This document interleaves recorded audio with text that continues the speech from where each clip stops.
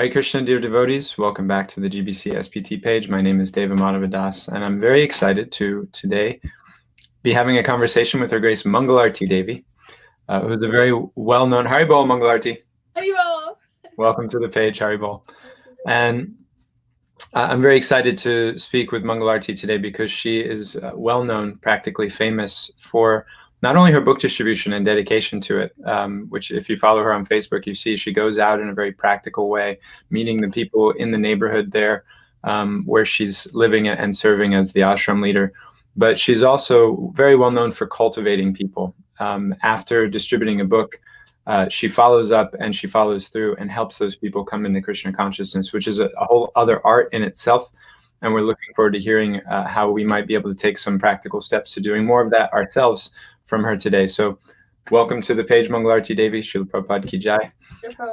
And as I always start all my interviews, no matter what we're talking about, I always love to ask the devotees, how did you join? That perennial question. So we would love to hear, how did you come to Krishna consciousness? This is my favorite question. Oh, good. I love being asked that question. It's a bit of a journey. And I'm glad I had that one because it helps me today. My dad was in the Indian Army. So he was posted in Bombay at that time, Mumbai now. So I remember, and mine was not a very religious household at all, actually. But something happened. It was Janmashtami or what? I can't remember. I was 7 years old. And my dad decided to take me to the Jew temple. And I remember seeing, I think Radha Rasvihari, like I remember seeing the deities. I was 7 years old. I was very little. It was fully crowded. And then I remember stopping by at the book table there and throwing a fit that I wanted a book. Wow. I was good at throwing fits, especially around bookshops, since I was very little, like since I was 4 years old. And my grandfather bought me a Rajavidya when I was 7, and I always kept it with me. I always slept with it under my pillow. I never kind of left it aside. Since then, it always stayed with me. Wow, do you still have that book? I do. I drew it. I slept with it. It took me a while to kind of read it, but and so I did read little bits and pieces of it as I was growing up, but I didn't connect Krishna consciousness, devotees, anything. And then fast forward, I think I was 15. I was on my way to engineering school, and we was taking a train from Delhi to Pune. And on the way, like 4:30 a.m. in the morning, and I don't know if you've seen trains in India. There's like 6 people in one compartment. 4:30 a.m. in the morning, someone's playing Pradanga and thinking Mangal-arti. Now we know where you get your name from. Everybody was like, what is wrong with these people?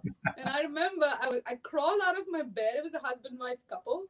They were moving to Bangalore from Dubai or somewhere in the Middle East. And I went and sat with them in their bed. And I was like, what are you guys doing? I was 15. And they told me, and I was on my way to engineering school. And they told me they were both engineers and they had jobs as engineers and they were quitting it to go live in a temple and do this. And I was like, I'm trying so hard to go to engineering school. These guys are leaving the So I remember it stayed in my heart. Wow. And then fast forward 6 years more. So I was about 21. I finished my MBA. I was on my way to Australia for my job. And I was leaving the next morning. And the night before, I was shopping around, for everything that I needed. And I ran into the same, I think it was the same devotees, like one of them, the husband, and I recognized him. I was like, wow, I met you 4 or 5, I met you years ago. The same ones who were playing Mridanga in the train. And I don't think he remembered, but he pretended. He was like, I think I did remember. And then he had a Krishna book for me. So I was like, okay, I'll take it. And he wanted like 150 or something for it. I only had 100 something, 20. I just gave him what I had. And he gave me, he had one card for the Melbourne temple. And again, like I didn't grow up going to temples. I kept the card. I didn't think much of it. And I read the book. I went to Melbourne and I didn't still connect the devotees and the books or this book with my previous book. And I did not know the Hare Krishna mantra at all. Like it was just, I was still reading these. I read the entire Krishna book, but the brain is so dumb. I didn't connect anything. And then one day, I think I was 23 years old or so. And one day, and I was I used to work at NZ Bank, which was on the same street the preaching center in Melbourne was. Hmm. I would pass that all the time, but I never connected it. You never made the wow. Never. And then finally, one day, I remember I heard cymbals in the middle of Melbourne. And I was like, this is not India. Why am I hearing bells? And like, it feels like there's an arti going on. And then next week again, I heard it, and I went up to it. I was very curious. It was a Harinam party. Wow. So, devotees just chanting. I was like, what is this going on? I'd never seen this before. So I followed them, and they entered the preaching center. They had a mantra lounge there. It's called Urban Yoga.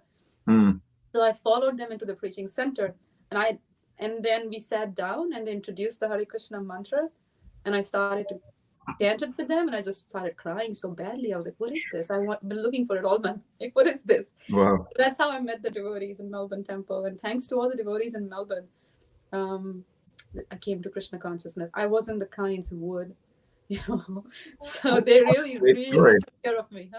What a great story. You get some constant contact going on. Krishna's just kind of priming you. And Anirudh Prabhu kind of like let me stay in the temple even though I was working. And I would come like from my work and put on my sari over my pants and run to the temple room and try to do some service like that. And they just let me stay. It's just, so that's now, when I first heard about you, you were in Toronto doing something there. So how did you kind of help us see where you transitioned into being ashram leader, from living in the ashram to leading ashrams, and Sankirtan especially being something that you're dedicated to? Right. So Melbourne Temple had a really fired up program, and it was all around morning program and book distribution. So I remember in the first few days of my being there, devotees trying to get me on book distribution on the same street I was working on. Crazy. And I didn't want to do it. And the one day I was distributing books outside on the same street I would shop every week. And I was like, oh, please. Anybody recognize me? And there you go. Two of my friends turn up, they look at me and they go like, ha ha ha, they're laughing at me. Wow. That's every devotee's worst nightmare, I think, actually. Like any professional devotee, that's what they're just anywhere but where they work and take the kids. They'll distribute books anywhere except there. I did it, and I told them, I said, I'm not gonna do this again. And then they said, no problem, we'll go to the farm. They had a farm, I think, a little outside of Melbourne. There was nobody there. So it was introduced there, but I wasn't ready for it. But then I got married. My husband was living in Michigan. So I was living in Farmington Hills, working there. And I used to go to Ann Arbor too. No kidding. Yeah. My neighborhood, for those of you that don't know. Yeah, I know, that's why I mentioned. Yeah, right. I'm telling the rest of the world. That's where I'm at. Just now that we have a nice new temple in Farmington Hills, but at the time there wasn't a temple there. There wasn't anything there. There was one in Detroit I would go to. Yeah. And then I was kind of struggling because I was living in the temple, and now I was in Michigan having to drive on snow, which I didn't drive, and driving on snow was not my thing. And it was too much. So then I kind of schemed a little bit, and so I found out the Toronto Temple, my husband was going to start doing his MBA. So he got into Michigan State and University of Toronto. So I kind of go to Toronto because the temple and the university were like walking distance away. So that's why I moved to Toronto and I started working there. I got a job very easily there. So I started working there and then started doing service, and kind of from there things evolved.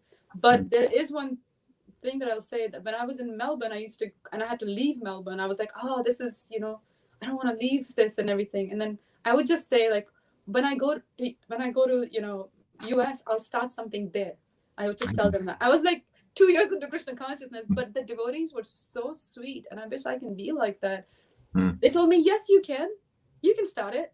Nobody told me like you couldn't do it, you're not trained enough, nothing. They said you could do it, and it was a joke. But they sent me CDs on how to start it and stuff. So I was really appreciative of that. Wow. Thank you, Melbourne devotees. Yeah, it's really sweet. So we can maybe we can transition now into the meat of the story, so to speak. Yeah, we would love to hear from you, your exchanges that you've had out on Sankirtan, probably all over the world, but maybe there in Toronto. And now you're also in Philly. I see your pictures on Facebook often of the books you're distributing there in the neighborhood, which I think is really sweet. It's very wholesome to be going and reaching out to the people right in front of you. So Right. let her rip, as they say. Let it rip. I think book distribution started seriously in Toronto. That's where it started. I would say I heard my spiritual master, Dr. Evamita Maharaj, is always Evamita Maharaj. He asked me to visit New Zealand, and when I was there, it was just a month of like all the ladies in the ashram would just go on books every single day. And I was like, what is this thing that I'm missing out on? So they started taking me out every day, and that's when it's like the training started. And then when I was leaving, I asked Maharaj, what do I do now that I'm going back to Toronto?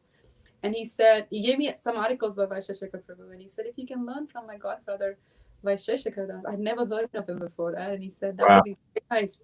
And mystically, when I come back to Toronto, a month later or so, Vaisheshika Prabhu was visiting Toronto, and he started doing training programs there. Wow. I had started distributing books like in Toronto before all this, but actually when we started to learn from Vaisheshika Prabhu, that really changed the game. Yeah, for sure. I was trying to go by myself. Like I would, I basically the way I started distributing books in Toronto, as far as I remember, is I had a full-time job, and I didn't have time to go, but I'd heard that you should distribute books. So, and apparently you get these qualities when you distribute books. There's some benefit out there if you do this work. Yeah. Your personality changes, this happens, that happens. Like, this is kind of cool. I want to find out. So it was very selfish reasons I started to go. What I would do is I would get back from work and I'd take the subway, which is the train. And then when I got out on the train station, I would wait there for like half an hour before I went home. And I would try to do books there. Wow. While I'm waiting. So people coming out of the train, basically. Yeah. I just do it. Like, I'd kind of like have a few books hidden here and hidden here. Totally, because I'm not supposed to do it on the train station. I was like a bit of a, first I would do that and then I'd go home. And it's amazing how doing that consistently over a period of time actually helped. Like, I remember one lady I met at the train station, she had like a few pennies on her. And, Vaisheshika Prabhu said, just give anything. Whatever you give is, it shows appreciation and opens doors for knowledge. And so I said, give whatever you can, whatever you give opens doors of knowledge. Famous last words. Yeah. So she took a little POI or something. And then later, like, months later, she turns up at Mantra Lounge. Months or years later, she turns up at Mantra Lounge. And then she gets a Bhagavatam set later on. Wow. So the point is like to see these exchanges there were a lot of these exchanges. So it started in Toronto there. And then as the book distribution started to grow, I have to say, actually, I'm very, very grateful to Bhakti Marg Swami because I was very young. I don't know if anybody would take me seriously at that time, but I told him I wanted to have preach and have a center. And Maharaj just said, he said, whatever you want to do, whatever you do, I think you can do it. He just kind of gave me a little bit of a pep talk, and I was just trying to keep up with him walking. He walks so fast. Yeah, right. I was trying to keep up with his walking, and I was like, okay, he thinks it's okay. So it just started like that. Like Maharaj had some faith, and my spiritual master, he said, well, who's gonna manage it? And I said, well, if I could try. He said, all right. It started on a very light note, but then when there was a combination of distributing books and having a place to invite people to, that really kind of brought in the cultivation game, Before that also I was trying to cultivate by getting them to my home and stuff, but that wasn't like, people need something substantial in this day and age. It's just, so having a setup helped. There's many sweet exchanges. You want me to share a story? Yeah, tell us all of them. I mean, whichever ones are coming to the top of the mind. Yeah. Oh, okay. I'll tell you one that's coming right away in my mind. Is that the connection between reading Shastra and meeting people on books? It's just really. I remember reading Chaitanya Charitamrita one day, and reading in there that that purport Srila Prabhupada talks about, that devotees argue between the meaning of Ram is Lord Ramachandra, or is it Nityananda Ram, or is it Lord Balaram? But we don't actually, we don't really get hung up on these differences and stuff. So anyways, I was thinking about this purport. I'm standing at University of Toronto, and when I'm standing there, this girl walks by, and I show her a Krishna book, and she says, this is very nice. My sister's into Krishna, but I'm into Ram. And I was like, the whole pop-on came in my head. I was like, you are into Lord Ram. And I was thinking, we don't discriminate. We don't discriminate. Like, you know what? And I gave her a Bhagavatam or something. And I gave her some book. And I said, take this Krishna for your sister. She took those. And then I thought, well, she's thinking of Lord Ram. And I was like, would you like to have the entire volume of Lord Ramachandra's pastimes? It's called Srimad Bhagavatam set. And she was like 18, 19-year-old. And she said, yes. And I didn't have the set on me at that time. I said, how about we meet tomorrow? So the next day I took, a cabin bag, that you use for the, so I dragged the bag with them set in a cabin bag. Wow. And I had muffins for her. They gave her the muffins. She took the entire bag with them set. Hare Krishna. So it's just like the connection between the commentary, like from what you read from Prabhupada and the actual thing. There's another sweet story that comes. This devotee, she's still practicing and she's currently living in New Zealand, serving there. But I was at an intersection in Toronto, and at that time, I was trying to talk to a man about Krishna book, and I was like, this is Krishna, this is Krishna book, and he wasn't interested. He was like, I'm not into Krishna. It was an Indian guy, I think. Yeah. But this girl, like a young girl, 23-year-old girl, she just stops from behind. Who's Krishna? Where is Krishna? Why doesn't anyone tell me about Krishna? Apparently, she was at a pool party where people were like singing the George Harrison song with her. And she had heard it. She's like, who's this Krishna? What is this Krishna? So I completely forgot that guy. I was like, hello. I don't get asked on the street every day, who's Krishna? You've been waiting for a decade for that. I was like, yeah, I'll tell you about Krishna. And she took the Krishna book. And she's such a sweet devotee. Her name is Kathamrita. Wow. She took the book, and then I invited her. Maharaj, the Devamrita Maharaj was coming the next day to Mantra Lounge. Invited her to the event, and immediately after the event, she wanted to know how to chant and read. So I gave her a Bhagavad Gita. I told her to go to Maharaj and learn how to chant. He kind of gave her some instructions, and then she went off for 6 months. She was kind of traveling for work and stuff like that. And you won't believe it. 6 months later, she sent me an email. Says, I've been reading the books. I finished reading the Bhagavad Gita. I became vegetarian and I'm chanting 2 rounds. Can we meet? Wow. Like, I'll come in the middle of the night to meet you. That's right. Yeah. Whatever plane I got to get on. But it's amazing to see, like, you feel like, oh, I'm being told to distribute books, and you feel like, oh, I have to cultivate people. But actually, Prabhupada's books are doing all the work. And literally, like, we just get credit for I don't know what, And so, like, these experiences come. I remember, I very deeply remember Shama Moini. She encouraged me so much for book distribution. Remember, I used to distribute books in like a lot of new age areas or malls and shops, and my spiritual master said, like, you to distribute on university campus, and I was very scared of going there. So she sat with me. She sat at the bus stop right behind me, and she sat there and did her work. So I was not scared of starting to do it. Oh, that's sweet. And after a while, when I kind of got into the flow, and she's like, can I go back to class now? She was doing her PhD, I remember. But it was really like, the encouragement from devotees is what really makes you who you are. And so, yeah, like, there's so many sweet stories. I don't want to take too much of your time. Well, that's the time we're here for. Don't be yeah, the audience is eagerly waiting. You've got fans out there. I don't know about that, but it's a really I'll tell you from more recently, like just before the pandemic, Krishna's arrangement. Just before the pandemic, I went on book distribution around Baltimore Avenue, and I was making jokes. I was like, it's in China, it's gonna come here. We shouldn't do this. And everyone was making fun of me. This was in February. I was like, I'm telling you, it's going to come. Anyway, so this was literally the last day I went on books before this whole thing. I mean, without a mask. The last day I went on books without a mask.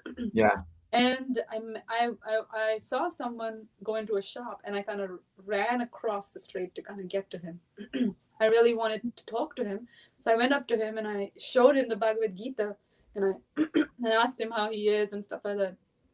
He saw the book, he took it in his hands, and he literally had tears fall down his eyes. Like, Wow. The young man, just tears fall down his eyes, and I was like, "What happened?" And he was just like, "I'm having a very rough time." Just brutally honest on the street. I'm having a very rough time, and and I asked him a little bit, and he took the book. He gave donation, and I asked him for his number. I gave him my number, and when he got home, he messaged me, and his message was kind of like to the effect that I've pretty much seen everything in life, and this is kind of the end of the road. I don't see any point in it anymore. So it was kind of those lines. And I said to him, I said, "Can you please wait until Tuesday?" It was a very difficult conversation. But I said, "Can you please wait until Tuesday and give me a chance? Just come to Mantra Lounge once." Just, and he did. And he did come once. That was the last week before we shut down because of the pandemic. He came and we made a connection. And luckily he lives very close to where our temple ashram is right now. So we stayed in touch, and he's chanting 16 rounds, and he's got a Bhagavatam set and everything. But probably I think about it. I was like, how is this going on? Like, how is it going on? Every week he'll get flowers for the deities, and it's just very sweet to see how Krishna arranges for it. And we talk about it all the time. I'll tell him, like, how is it that just a week before it, and the same thing happened. Like, another story is that there was one event we did right before the pandemic started, and there were two people. It was with Interfaith Society of Philadelphia or something. They got people over. There were two people in that event, and they came up to me and spoke to me after the event. And one of the ladies, she's in her ashram now. She took a Bhagavad Gita, and 2 weeks later, her university shut down. She had to go back to her country, Vietnam. I didn't want her to go. I was like, "Please stay with us." She's very sweet, very Krishna, very appreciative Krishna consciousness. Wanted to know the Maha Mantra right away. So I was like, "Please don't go." And she had to. So she went to Texas, and she's trying to fly out from there, but Vietnam shut its borders. They weren't letting citizens back or something like that. I don't know the exact detail. She couldn't fly from there. And so she stayed in touch. And then we kind of talked on Zoom every other day, 2 days a week or something, and we would read the Bhagavad Gita. She finished it like that. She's very sharp. And she finished it. And then she said she had to read the Bhagavatam, so I mailed her the Bhagavatam set. Then she was supposed to fly back. Then she chose to fly back to Philly to be with the devotees, because reading Prabhupada's books, she didn't have our association, but just reading Prabhupada's books stirred up the desire in her to be with the devotees. Wow. She flew to Philly in the middle of a pandemic, leaving her family, to be with the devotees in the ashram. And she has had a flat here, but she chose to stay in the ashram. And she's still here, and she's such a sweet devotee. But it's amazing. And there was another guy there. Sorry, I'm going to keep going. There's another guy. That's why we're here. There's another guy there, and I hadn't. I remembered him. He came and he took Mother Yamuna's cookbook. So I was like, wow, who is this person who likes spiritual? Took Mother Yamuna's cookbook, took a higher taste, and cooked Korma's cookbook. And I could not. The other organizers, they were like kind of rushing him. Oh, let's go. So I kind of backed off. But I was harboring a desire in my heart that I really want him to connect with him again. And what happened is, then 7 months go by, and then Vaisheshika Prabhu gives the class, and he says, you have to. He would put the Bhagavad Gitas on the altar, but when he was a young brahmachari, and he'd pray to be able to distribute those books. And I was like, well, this sounds like a cool formula. Let me go to the basement. So I went to the book room. One of the devotees got the Bhagavatam, said we put them on the altar. And then I kind of forgot about it for a bit. And then a few weeks later, I remembered. I was like, yeah, the point was to actually pray to the Bhagavatam, not to just keep it on the altar. So I thought about it. I was like, oh, please, it would be nice if you can distribute yourself. Bring a friend. And that evening, that morning I prayed, that evening, somebody came to one of our Zoom events, and he was the same guy who had bought the Yamana's book. I was like, oh my God, you're the same person. And immediately he was interested in Bhagavatam, and he took a set like that. So it's amazing. We think, and I've seen my feeling time and again with book distribution is that it's never a chore that you have to do, here's something to do, it's on your roster. Actually, it's happening by its own potency. Like Prabhupada, the books, they're really transcendental. They're just going on. We can kind of carry them and turn up and show with a smile if we can, but it's amazing. The magic is happening unknown to us. It's happening a lot. So yeah, there's so many stories like that. Keep giving us them. Kulaji Prabhu has a complaint, though. He says it's nice hearing from you, but it would be nice if you were a little more enthusiastic. Oh my God, I'm gonna take that as an instruction. Yeah, I don't know what will happen to this world if you take that as an instruction. We might. One thing about me, will just descend and envelop the earth. I wish that was the case. I'm like trapped in a house now. I'm having to learn Instagram, and I've never been on social media. Now I have to like try and talk to random people on Instagram. Hey, what do you like? Sometimes what has been, maybe that's a good, tell us a few more pandemic stories of what's it been like for you during this time where it's not as easy to go out and find people wandering the streets asking who is Krishna. Very powerful, actually.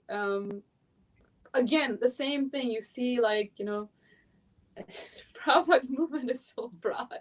I give you one story came to my mind right now. I had a very little period of time between meetings and mentoring and stuff like that. So I went out, I turned the corner, and it's empty street. Like I'm used to busy streets, like where there's a lot of people. You look left, there's nobody. You look right, there's nobody. And our strategy is that when you look left and you look right and you see no one, that's a good street to distribute books on, because you won't get sick. Because you have to really pray on the entire world, please, Krishna, send somebody. So what happened is I was walking on one such empty street, and there's this young girl, she's sitting on the porch, and she's kind of scribbling in her diary. Looks like she wanted some alone time, and then here I come. So I was like, the merciful Mangal-arti. The merciful Mangal-arti. I don't know about that, but talk about intruding someone's privacy. So he's like sitting and writing, and I kind of turn up to her. I was like, hey, what are you into? This, that, and the other. Okay, so this is crazy. She lives like 2 blocks from the temple ashram. Okay, and I don't know that she exists there. And I was like, she's like, yeah, I've traveled to India. I was like, India? Where in India? And one line I know I picked in Melbourne Temple. There was the senior devotee there, Keshav Prabhu. When he would distribute books, he would say, people would ask him, where is he from? And he's completely like, what? And he'd say, I'm from Vrindavan. So I picked that line too. So every time somebody asks me where am I from, I'm like, I'm from Vrindavan. So she said, where are you? I asked her, like, where are you from? And she said, India. She traveled to India. And then I asked her, well, where in India? She said, I said, I'm from Vrindavan. She had traveled to Vrindavan. Wow.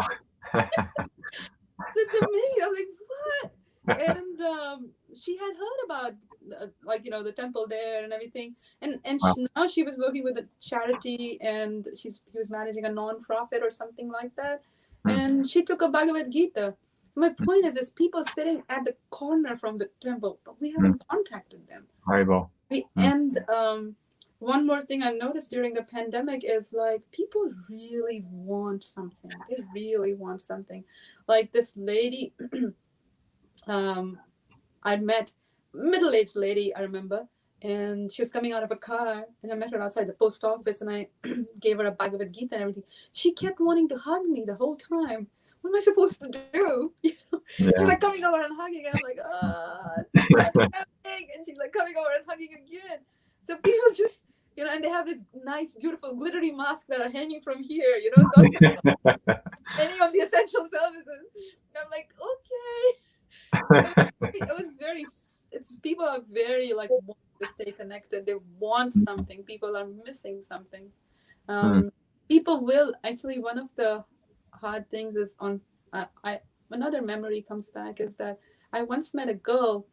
I think it was 1 or 2 weeks before Gopal Krishna Maharaj was about to come to Toronto. So I'm jumping all over, and that's what I do. She was really young, must be like 17 or 16 or something like that. And I forgot the best story. but okay, I'll tell you after this one. 16 or 17 or something like that. And she had like cut marks on her arm, like, you know, both her arms completely. And like they were red, like they were right raw. Yes. It didn't look like it was months ago. And I was asking, I said, what do you want to do with your life? What are your plans and stuff? She took a hardbound Bhagavad Gita and everything. And she said she was wanting to be a cop so she could stop people from drug abuse and stuff. And I said, wow, that's like really sweet. You know, young girl like that. And at that time, I didn't know anything about drugs and stuff. I had no clue what it does to people. I barely knew what depression was at that time. So it was very, very early on in my Krishna consciousness. And then she stayed in touch. I gave her my number. I told her this monk is coming to visit us, and please come for that event. I really wanted her to come and, you know, like you meet, you know, devotees and has an effect on your heart. So it was 2 weeks to Gopal Krishna Maharaj's arrival, and she was texting me and started reading the Bhagavad Gita. And then I think the day off or the day before, like really like 2 days were left or something. And I turned my phone on and there is a message, you're invited to the funeral of such and this girl, or like a week from now. I was confused. I was like, why are they inviting me to the funeral of someone who's not, like, I couldn't understand what was happening. I started texting and her best friend started answering. And I was like, what's going on? So apparently when the text came, she had overdosed on drugs, and she was in coma, and they had taken her to the hospital, but she wasn't coming out of it. And they tried to revive her. They tried to take. I followed the entire story through, and I tried to go see her. They were transferring her to the hospital, but before I could get to her, she passed away in the transfer process. Like they could never revive her. She never came back to her senses. And her funeral, like, you know, she started reading, and I was feeling so bad. I was like, what is this? And her best friend arranged to read from the Bhagavad Gita for her, and they buried the Bhagavad Gita with her. Oh, Hare Krishna. So I'm just kind of saying that there's so many such wow.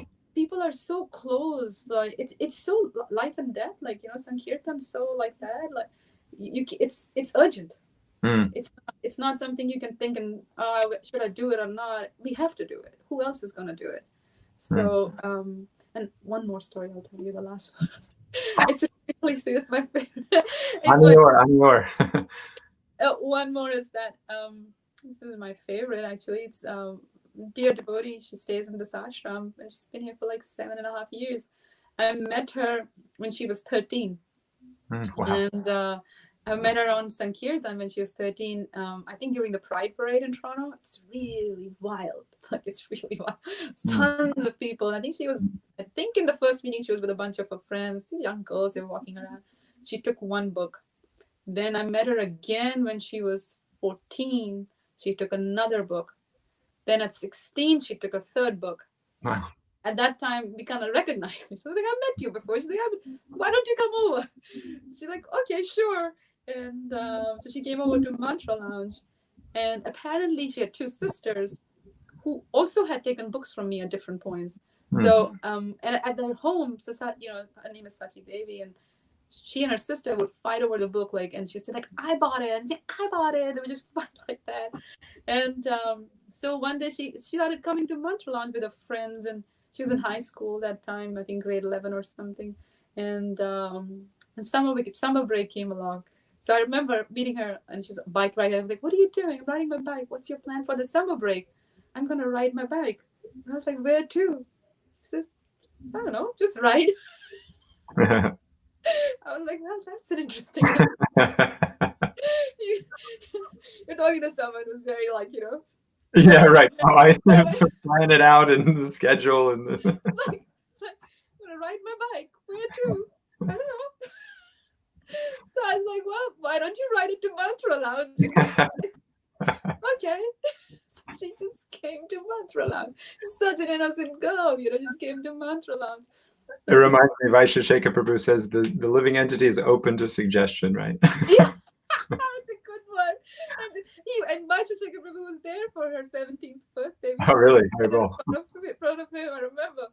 And it was just very sweet, you know. It's just so sweet. You meet there are those people who just they're just ready to take in this. Others like me who take 20 years to come along. Horrible. So there's so many experiences like that. There's so many. Well, I mean, not to end it, I feel like we'll be happy to bring you back, but maybe you can close us out with just a few, inspirations for helping devotees who may be nervous, may be apprehensive about going out, pandemic or otherwise, but just in general, it's, to distribute in front of their office would be impossible. And going out and meeting the neighbors is daunting, so maybe you can give some tips, some hopeful anecdotes for people that are in that situation. I'm just going to repeat what Vaisheshika Prabhu told me, and that's what's worked for me. Yes. I'm just going to literally repeat his words because my entire script is what he said. So he said to me, he said to all of us, not just to me, he said, we're not going to distribute books. We're just going to touch the pavement. So we just go and touch the pavement. And I swear we've done this. And so you're just going out to touch the pavement. And then when you go to touch the pavement, but what we do is when we're going out, well, maybe I'll keep some books in my car. I'm not going to take it out, but we're just going to keep it in the car. We're just going to keep it with us. And what he had told us is that these books, they have a radar and they have an effulgence that even the demigods in the skies, when they're passing by, they can see it. So one thing I do is, I might sound like a crazy person, but this is what I do. I hold the books in my hand. And because Prabhu says that the books are in your hand, I don't know what happens, but the hand just goes out like that. It just goes out like that, and the other hand just goes like this. So these two movements just automated response. It just happens. So when you're touching the pavement, so you just go like that. So this is your radar check. You just check like that, and then if someone responds to this one, then this one goes out. And then he also said to us that collect your nose, like collect the nose. Some days collect the nose, the rejection. Collect the nose, And I was like, careful what you pray for, because I remember Gaur Purnima, I prayed that today is Gaur Purnima, I'm going to distribute so many books, but Chaitanya's mercies everywhere. And I did 0 books that day. I was like praying, Krishna, please give me mercy. Please give me mercy. All day. I got a lot of mercy and realization. So, yeah, he gave me mercy, but it wasn't equal to book count. So you won't always distribute books. If you're always going out because of numbers, that's a false ego trip, So many days one has to, every book distributor who stand like test of time has to deal with the nose. And I mean, maybe now it's easy when I'm 60, 70, 80 years old. Maybe I'm going to have to deal with just nose. I better practice them now. So that practicing the nose helps, and always have books on you. Notice Himayati Prabhu also say when he was a temple president in Philadelphia, I noticed like wherever he went, his pouch had books. Even if you were going to a hospital to meet someone, and anywhere you went, and wherever you met someone, you took a book out. So like have them on you. You can't distribute what you don't have. Nice. So I think those are my things. Just basically the mantra. We don't have to reinvent the wheel, Vaisheshika Prabhu has a lot of really nice videos on how to distribute Bhagavad Gitas. I have just repeated that script for years. And he always says, like, we're making friends. Oftentimes devotees think we're selling books. We're not trying to sell books. We're trying to make friends, and we're trying to touch hearts. People want it. Actually, I feel like 2 things I'll say from my side is that, one, I've noticed, if you let weather be a deterrent, you will not go out all year. Yeah, there'll always be a reason to not go out. Either it's going to rain or snow or this and that. So it's too hot, it's windy, it's the sun. It's never a good time. So like for me, like what I do is this is the time and that's it. Like we're just going to go and that's it. This is speaking from someone who's done most of their books in Toronto and Philadelphia. So those of you unfamiliar, very not sunny, very cold, very ice crust on your face. Right. That's right. Ice crust on your face kind of. But my point is you can't wait for the right weather, right day or anything like that. You just have to make a time, and also treat Sankirtan like sadhana. Your whole spiritual life changes completely. Like it's some, like, in your like planner or whatever, your sadhana sheet, your reading, chanting, morning program, put Sankirtan. And the other thing is, what's really helpful is nectar stories, like devotees sharing with each other. So every morning during morning program, we share nectar stories, and that really enlivens you and kicks you, you know, like, okay, I gotta go out and do something. Why are That's they what getting you're doing right now for all of us. Huh? You're kicking with one foot and enlivening with the other. like that? So I don't know if that helps or Yeah, wonderful points. And I think for cultivation, I'd say, yeah, we often preach a lot to people, but people also learn a lot when we can be vulnerable about our mistakes. So I notice a lot of people these days, they value straightforwardness. People don't have any appetite for hypocrisy. So when we come across as like big preachers telling people what to do and what not to do, that doesn't touch their hearts. But actually, when we are open about what we are doing, how we're struggling, how we're making mistakes, it actually helps them trust us. People don't come to us because we're an institution. They want to relate to us as human beings, and relating to someone as a human being means we make mistakes. Hiding your mistakes is not the way to be a preacher, you know. So that's just my recent realization. So cultivation, it helps to be human. So Haribol. Yeah. Sharing vulnerability and weakness with them, because that's how they're. Because people are feeling like that and they don't trust anybody, especially after this pandemic. You know, you wanna, I'm like all good. Nobody's interested in that. So good. Like the pure devotee, you're welcome. I've come to save you. That just people don't like that. No. I don't. It won't enliven you for too long, and if you're doing that, you out of the door soon. So I hope that was okay. That's beautiful. Thank you so much, Mangal-arti.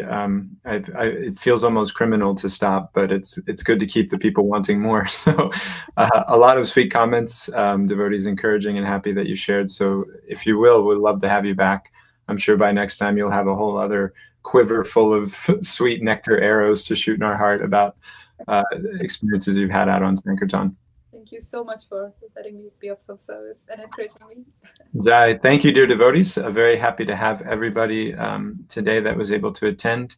And please keep an eye out here on the SPT page. We're always looking for inspiring devotees like Mangal-arti to come and enliven us with their dedication and experience and realization in Prabhupada's service. Srila Prabhupada Ki Jai. Thank you again, Mangal-arti Devi. Hare Krishna, everyone.